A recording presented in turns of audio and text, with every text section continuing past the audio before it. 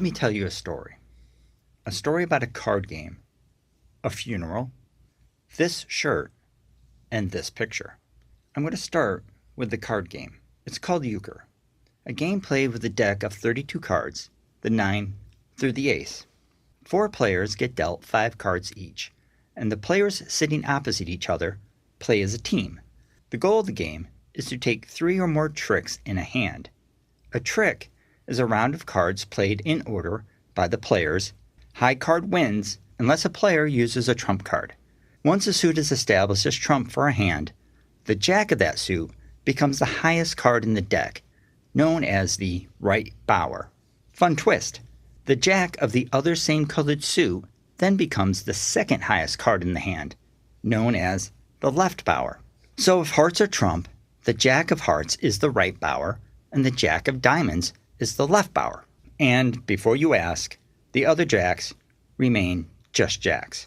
So in euchre, having a bower in your hand is always a good thing. To determine what is trump after the hand is dealt, the top card in the remaining deck is flipped over, and the players in turn can make that suit trump by ordering it up, making the dealer add that card to their hand and discharging a trash card. Depending on what card is turned up, this can be an advantage for either team. Turning a jack can be great for the dealer's team because it automatically becomes the highest card. Remember this for later. It's important. There are a lot of other rules and strategies, but the point of this story is the left and right bowers. Okay, got it? Let's move on. The origins of euchre are hazy. It probably came from Germany, but it might be English. It might even be Spanish. It became popular in the United States in the 1800s, even becoming known as the national card game of the United States by the late 19th century. But with the rise of other games such as bridge and spades, euchre's popularity began to fade.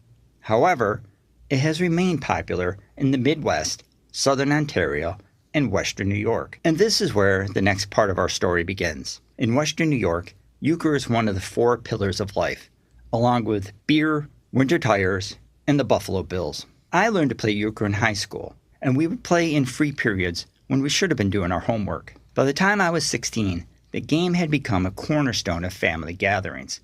Thanksgiving, Christmas, Easter, the holiday would not be complete without sitting around the kitchen table, drinking beer, eating chips and dip, and playing euchre until long past time sensible people would have gone to bed.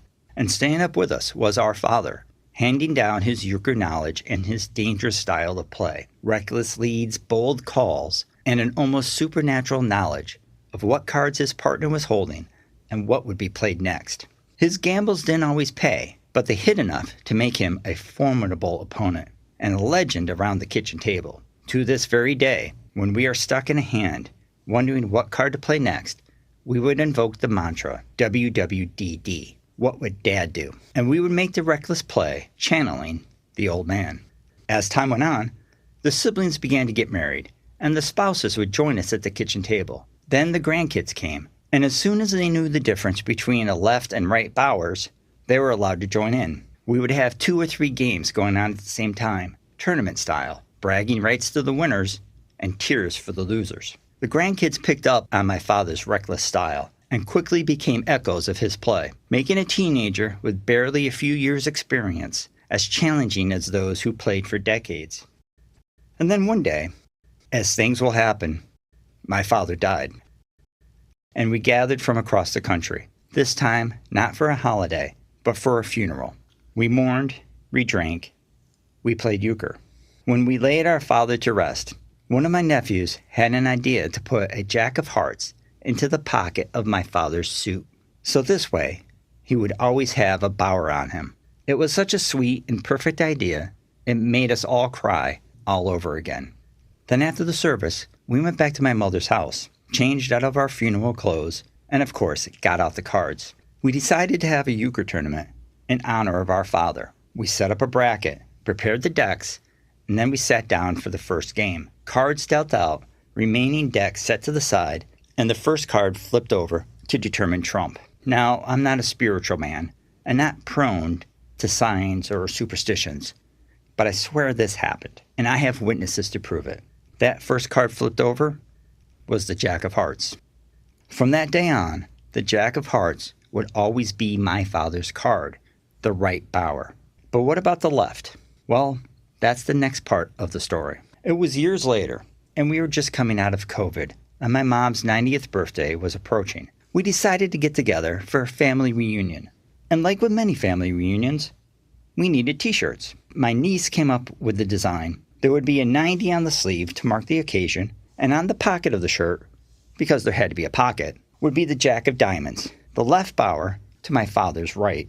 We wore these shirts with joy, posing for a family photo and reflecting on the story it told, a family history that passed from father to children to grandchildren, centered on a game of cards, but meaning, of course, so much more. The Jack of Diamonds became our symbol, a badge we shared and recognized. One of my nephews even got it tattooed on his leg, a permanent reminder of family and what we shared and what we held on to. And that brings me to the photo, taken recently at the wedding of the eldest grandchild.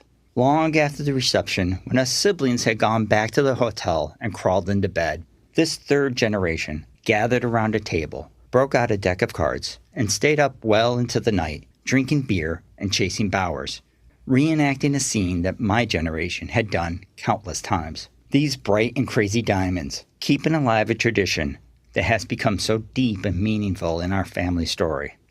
History can be a collection of dry dates and facts in a textbook, if you want to view it that way. But it is also human interactions, the traditions we pass on, the stories we tell. My father was never going to be famous, but his memory will live on as long as we keep dealing the cards. And this story, that started with a card game, will end with a card game, perhaps generations from now. The dealer would flip a jack, and then for the last time, someone will tell the story of a family tradition, a kitchen table, and the Jack of Hearts.